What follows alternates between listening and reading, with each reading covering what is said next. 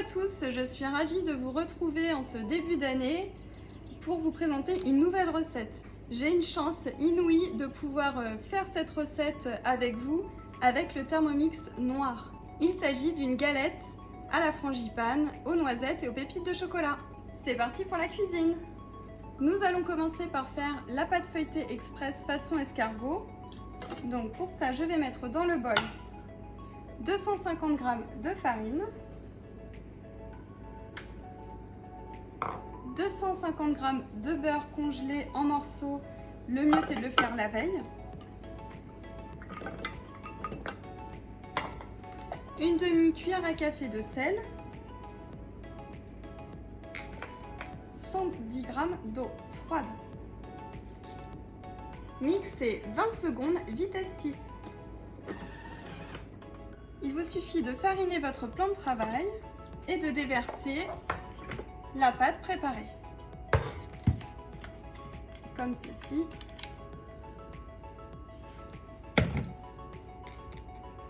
Et faire une boule. Donc moi personnellement, je ne racle pas les bords du bol, puisque c'est le beurre qui est plus fondu et qui risque d'endommager votre préparation de pâte et de la faire trop collante. Une fois que vous avez votre boule, on peut refariner légèrement. Et là maintenant, vous allez l'étaler.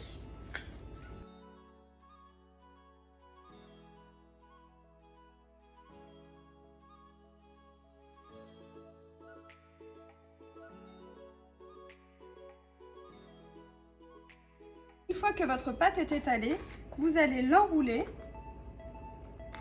comme un boudin, tout simplement la serrant bien. Une fois que vous avez votre boudin, la soudure, vous la mettez en dessous et vous allez faire un escargot.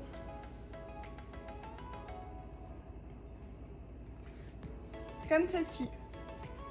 Vous voyez l'escargot. Donc maintenant, on va le mettre au frigo, ou si vraiment la température est chaude dans votre pièce, vous pouvez le mettre au congélateur le temps de faire la garniture. Nous allons faire notre crème pâtissière, donc pour ça j'ai lavé le bol.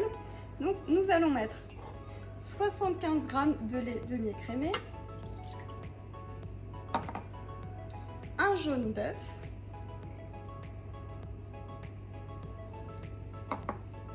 15 g de sucre en poudre, 10 g de farine,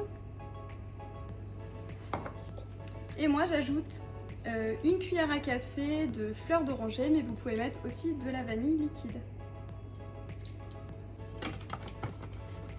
Faire chauffer 7 minutes, 90 degrés, vitesse 4. Ajoutez ensuite 10 g de beurre et mixez 10 secondes, vitesse 7. Placez cette crème pâtissière au frigo dans un récipient, l'idéal en verre. Sans nettoyer votre bol, ajoutez 75 g de poudre de noisette, ou vous pouvez mettre de l'amande, 75 g de beurre et 75 g de sucre glace. Bien sûr, je l'ai fait avant, 10 secondes, vitesse 10. Vous pouvez à présent mixer 10 secondes, vitesse 10. Raclez bien les parois du bol, ajoutez 15 g de rhum, ajoutez 10 g de fécule de maïs, un œuf entier, puis ajoutez la crème pâtissière refroidie. Mixez 10 secondes, vitesse 3. Raclez de nouveau les parois du bol.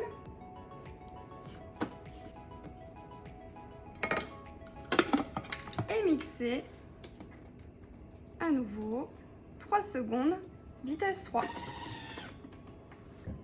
Versez cette préparation dans le plat en verre et le mettre au frigo le temps de faire la pâte feuilletée. Préchauffez le four à 180 degrés. On retrouve notre escargot bien refroidi. on farine de nouveau notre plan de travail. Et là, vous allez couper votre escargot en deux, dans le sens de la hauteur.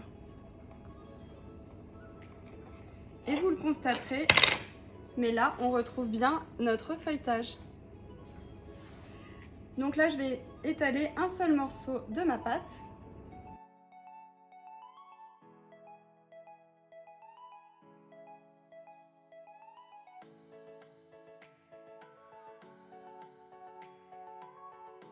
Moi, ce que j'aime bien utiliser pour avoir une belle forme de cercle, c'est le fond de votre plat thermoserveur, le plat de service. Et comme ça, c'est bien calibré. Vous n'avez plus qu'à le découper.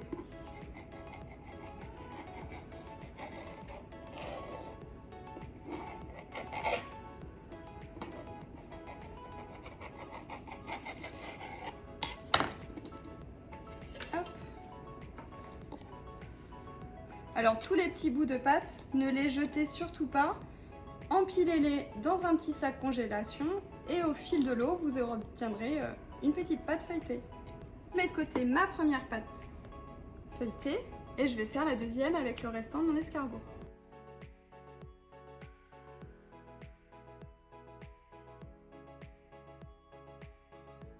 Je refais mon cercle avec mon fond de plat thermoserveur.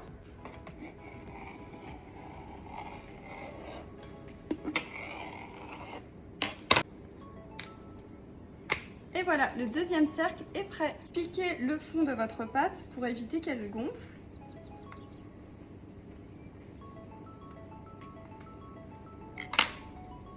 Ajoutez votre garniture. Alors vous pouvez bien sûr le mettre avec une poche à douille en escargot également. Là, moi je vais faire simple, je vais faire à la cuillère.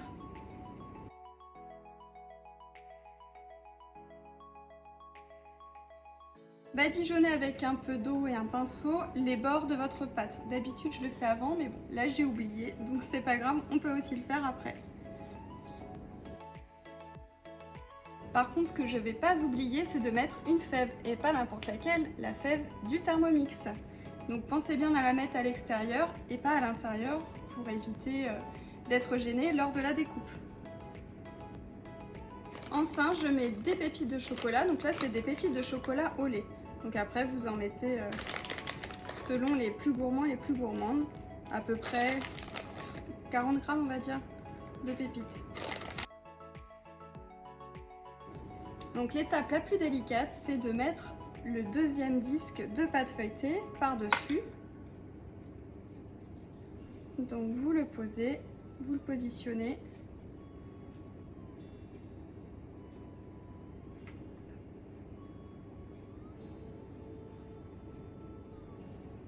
Et ensuite, vous allez bien souder avec votre index tout le tour, là où il y a la délimitation de votre frangipane.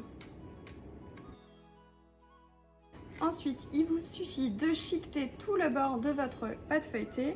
Pour ça, vous allez prendre la pointe d'un couteau, le côté non tranchant, pour éviter de percer votre pâte. On va badigeonner la galette. Donc là, moi j'ai mis un œuf entier. J'ai mis 3 cuillères à soupe de lait et 1 cuillère à soupe de sucre. Vous mélangez bien et vous allez badigeonner toute votre galette. Ensuite, je vais procéder au rayage de la galette. Donc là, vous allez prendre le côté tranchant, mais il faut être très délicate. Vous allez partir du centre et pour donner un effet arrondi. Alors, le tout, c'est d'être le plus régulier possible, ce qui n'est pas toujours facile.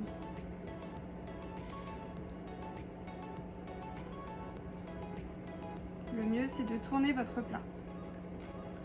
Ne pas oublier de piquer votre pâte pour éviter qu'elle ne gonfle. Faites des petits trous par-ci par-là sans percer la pâte du fond.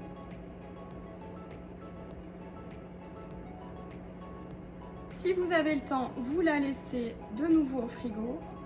Sinon, vous passez au four et vous la faites cuire 30 à 40 minutes, selon votre four à 180 degrés. Donc si, comme moi, vous voulez gagner votre Thermomix version noircie en série limitée. N'hésitez pas à me recontacter très rapidement, il n'y en aura pas pour tout le monde. Donc voici la galette terminée, vous n'avez plus qu'à l'apprécier. Je vous dis à bientôt pour une nouvelle recette.